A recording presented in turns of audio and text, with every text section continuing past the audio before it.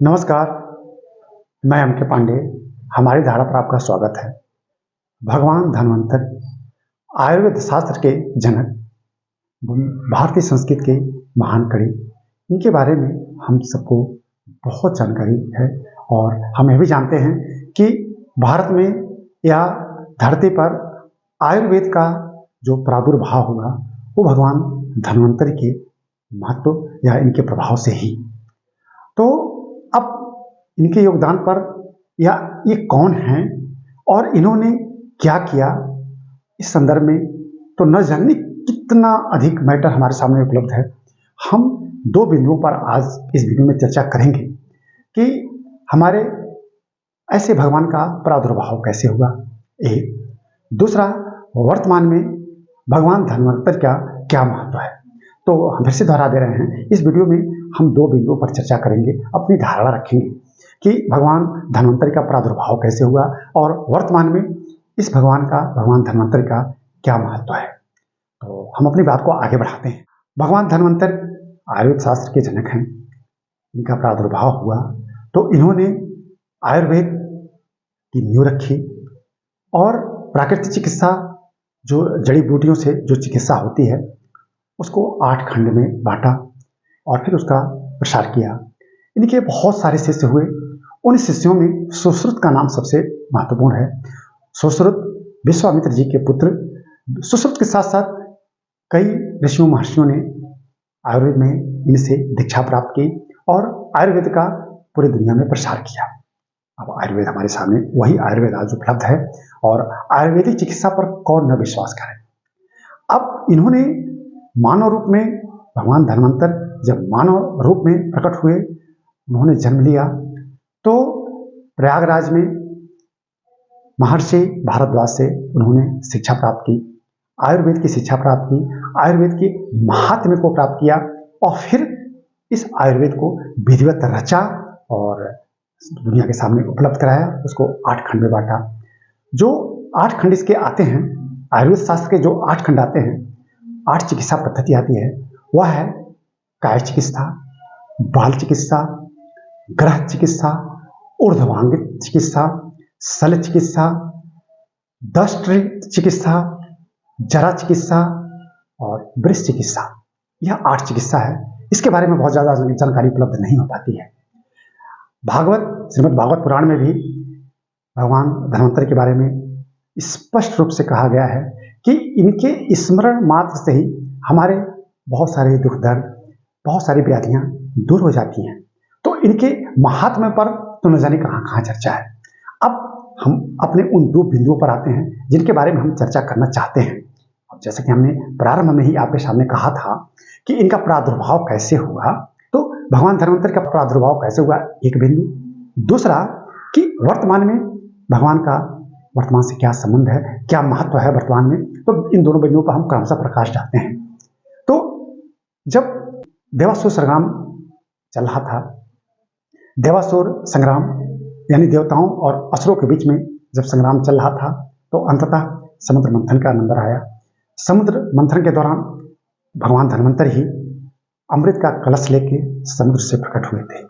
तो यह समुद्र से प्रकट हुए थे और अलौकिक पुरुष के रूप में प्रकट हुए। तो कहा जाता है कि ये विष्णु के ही अवतार थे और विष्णु के अंश के रूप में इन्होंने अवतार लिया और वह अमृत कलश लेकर प्रकट हुए और फिर उस अमृत का देवताओं को सेवन कराया गया। वो तो एक दूसरी कहानी है, वो दूसरा चैप्टर है, हम उसमें नहीं जाएंगे। लेकिन समुद्र से उत्पत्ति, तो भगवान विष्णु क्षीर सागर में ही निवास करते हैं माता लक्ष्मी के साथ, तो उन्हीं का अंश माना जाता है। तो इस तरह से धरती पर प्राकट्य हुआ भगवान धन्वंतरि का। अब प्रकट तो हो गए, लेकिन स्वतः प्रकट हुए थे, स्वतः अवतरित हुए थे अंश के रूप में। भगवान विष्णु के मानव रूप में नहीं थे, देवता के रूप में थे। आगे धरती पर तमाम व्याधियां आने लगी, तमाम रोग आने लगे, एक से एक संक्रामक बीमारियां। अब उस समय देवताओं के देवता, देवताओं के राजा इंद्र को बड़ी चिंता हुई कि मानव में इस तरह से रोग का दायरा बढ़ता चला जा रहा है, उसकी चिकित्सा कैसे हो। तब उन्होंने भगवान धन्वंतरि से आग्रह किया, उस समय वो देवता के रूप में थे, कि आप मानव के रूप में जन्म लें और इन व्याधियों को दूर करें। तब भगवान धन्वंतर ने इंद्र की इंद्र के उस आग्रह को स्वीकार किया और द्वापर काल था। द्वापर काल में काशी नरेश धनु के घर पैदा हुए, धनु के पुत्र के रूप में पैदा हुए, वहां उन्होंने अवतार लिया। तो इस तरह से मानव रूप में वो काशी नरेश धनु के पुत्र के रूप में पैदा हुए, तो उनका अवतार हुआ दूसरा अवतार। एक तो अवतरित हुए थे स्वतः देवता के रूप में और फिर मानव के रूप में अवतरित हुए। उनका नाम रखा गया दिवोदास। काशी नरेश के पुत्र का नाम दिवोदास रखा गया। वास्तव में वो भगवान धन्वंतर ही थे, उन्हीं का अवतार हुआ था। आगे वो काशी के राजा भी हुए, लेकिन राजा होने के साथ साथ उन्होंने प्रयागराज में महर्षि भारद्वाज से आयुर्वेद की शिक्षा दीक्षा प्राप्त की और फिर उनका मूल ध्यान आयुर्वेद शास्त्र की तरफ गया। तो इनके प्रादुर्भाव की पूरी कहानी हरिवंश पुराण और आयुर्वेद शास्त्र के ही भाव प्रकाश पुस्तक में मिलती है। तो इनका पूरा विवरण हरिवंश पुराण में है, जैसा है उसी के आधार पर आपके सामने हमने अपनी अवधारणा यहाँ व्यक्त की है, अपनी धारणा रखी है। इस तरह से इनका प्रादुर्भाव हुआ। राजा थे लेकिन इनका ध्यान आयुर्वेद शास्त्र की तरफ ज्यादा गया। आगे इन्होंने इसका खूब प्रसार किया, फिर इसको 8 खंडों में बांटा। जैसा कि हमने प्रारंभ में आपको 8 खंडों को बताया, उन 8 खंडों के बारे में बहुत ज्यादा जानकारी उपलब्ध नहीं है। फिर इनके आगे बहुत सारे शिष्य हुए।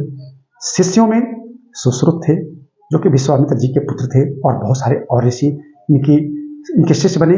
उन्होंने आयुर्वेद में शिक्षा दीक्षा प्राप्त की और फिर आयुर्वेद का प्रसार किया। भगवान धन्वंतर ने इस तरह से दिवोदास के रूप में जब काशी में प्रकट हुए तो उन्होंने जो सबसे अच्छी कृति आयुर्वेद शास्त्र पर लिखी वो धन्वंतर संहिता है, उन्होंने दुनिया को दी। आज वही आयुर्वेद का मूल ग्रंथ है और उसी को हम आयुर्वेद शास्त्र का आधार मानते हैं। फिर इनके शिष्य सुश्रुत ने सुश्रुत संहिता लिखी जो कि हमारी धरोहर है, और बाकी और ऋषियों महर्षियों ने इस ज्ञान का प्रसार किया। भगवान धन्वंतर का जो अवतार हुआ था समुद्र मंथन के दौरान, उस समय जो तिथि थी त्रयोदशी की तिथि थी, और वही इस समय तिथि कुछ दिन के बाद आने वाली है जिसको हम धनतेरस के नाम से जानते हैं। इस तरह से भगवान धन्वंतर जिस तिथि को अमृत का कलश लेके प्रकट हुए थे वही तिथि आगे चलकर धनतेरस के नाम से जानी गई। तो धनतेरस को एक तरफ से हम कहेंगे कि धनतेरस को ही भगवान धन्वंतर का प्रादुर्भाव हुआ था। तो धन्वंतर का भी विशेष, धनतेरस का भी विशेष महत्व हो जाता है। तो अब दूसरे बिंदु पर हम आते हैं। तो हमने पहले बिंदु को संक्षेप में बताया आपको कैसे भगवान धन्वंतर का प्रादुर्भाव हुआ। दूसरे कि वर्तमान में धन्वंतर का महत्व, भगवान धन्वंतर का। अब देवता कौन है? देवता उन्हें कहा जाता है जो हमें देते तो हैं लेकिन बदले में हमसे कुछ लेते नहीं है, वही देवता है। अब आप देखिए, जिनसे हम इस समय अपने इस जीवन में हम जो कुछ भी प्राप्त करते हैं प्रकृति से या तमाम सेवाओं से जो कुछ भी प्राप्त करते हैं, और बदले में हम समझ नहीं पाते हैं कि किसको क्या देना है, और हम पा जाते हैं, तो देवता का ही रूप है। आप रेलगाड़ी में सफर करते हैं, ड्राइवर कौन है, कैसे गाड़ी बनी, कैसे हम नहीं जानते हैं, लेकिन उस रेल सेवा से हम अपने गंतव्य तक पहुंच जाते हैं। हम प्रकृति से न जाने क्या क्या संसाधन लेते हैं, हम समझ नहीं पाते हैं, प्रकृति हमको दे देती है। अब प्रकृति में जाएंगे तो आयुर्वेद शास्त्र भी हमारे सामने उपलब्ध है, दवाइयाँ भी हैं, लेकिन पूरी प्रकृति एक तरफ से देखा जाए तो औषधि गुण से भरपूर है। वही हमको पौष्टिकता देती है, वही हमको ऐसा रस देती है कि हमारा जीवनापन होता रहे और हम हिष्ट पुष्ट रहें। भगवान धन्वंतर उसमें है। तो यहाँ एक बात तो आ जाती है कि प्रारंभ से ही जो हमारी संस्कृति में अवधारणा रही है, कण कण में भगवान है, कण कण में ईश्वर का वास है। तो उसी भगवान के एक रूप में भगवान धन्वंतर भी है, जो इस तरह से हमारे जो आयुर्वेद शास्त्र का जो क्षेत्र है उनमें भगवान धन्वंतर ही है। यानी हम जिन वृक्षों से, जिन वनस्पतियों से हम चिकित्सा के लिए रस प्राप्त करते हैं, या जिन वनस्पतियों या जिन जड़ी बूटियों का अपनी चिकित्सा के उद्देश्य से उपयोग करते हैं, उनमें भगवान धन्वंतरी हैं। तो यहाँ तात्पर्य यही कि जब उनको हम प्राप्त करें, उनका सेवन करें, तो एक बार उनमें दैवी भाव भी देखा है। तो इस पाठ का मूल मकसद यही है, इस शिक्षा दीक्षा का मूल मकसद जो हमें प्राप्त होता है, जो हम समझते हैं, ये जो हमारी अवधारणा बनती है कि ये जो हमारा आयुर्वेद शास्त्र है सिर्फ दवा देने का शास्त्र नहीं है, वरन इनमें दैवी भाव भी है। उस भगवान धन्वंतरी का भाव है कि हम ऐसी दवाइयाँ लें, ऐसी जड़ी बूटियाँ लें तो उसमें दैवी भाव भी देखें, और एक बार हम हाथ जोड़ के प्रणाम करें कि ये औषधियाँ, ये जड़ी बूटियाँ आप हमको समुन्नत करें, हमको निरोग कर दें।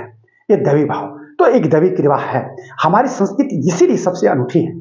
जो पाश्चात्य हमारी चिकित्सा पद्धति है, जिसको आधुनिक चिकित्सा पद्धति कहते हैं, उसमें इस भाव का एक तरफ से अभाव पाया जाता है, फिर भी कहा जाता है कि असली रक्षक तो हमारे भगवान हैं। लेकिन हमको उसमें भी वही भाव देखना चाहिए, और आते-आते हम जो आधुनिक चिकित्सा पद्धति है, उसमें भी हम वही भाव पाते हैं कि हम दवा लेते हैं, फिर भी हम भगवान से मन्नत मांगते हैं, भगवान से आग्रह करते हैं, अनुनय विनय करते हैं, उनका यजन करते हैं कि भगवान हम जल्दी से ठीक हो जाएँ।